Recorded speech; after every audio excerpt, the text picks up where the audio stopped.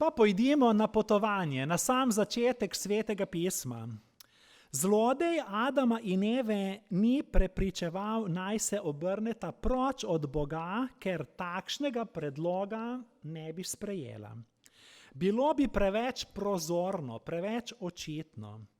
Zlodej je samo namignil sprva in ju je moral najprej obrniti k njima samima.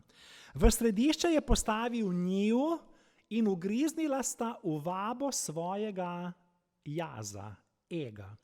Šele potem ju je lahko hudič nahujskal in naščuval proti Bogu.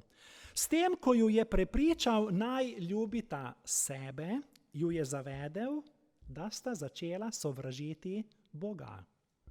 Hudič ve, da nihče ne more služiti dvema gospodarjema, kot je rekel Jezus. Ali bo enega sovražil in drugega ljubil, ali pa se bo enega držal in drugega zaničeval. Cerkveni oče Avguštin iz Hipona je zapisal: začetek smrtonosnega napuha je, ko se človek oddalji od Boga in hoče biti neodvisen.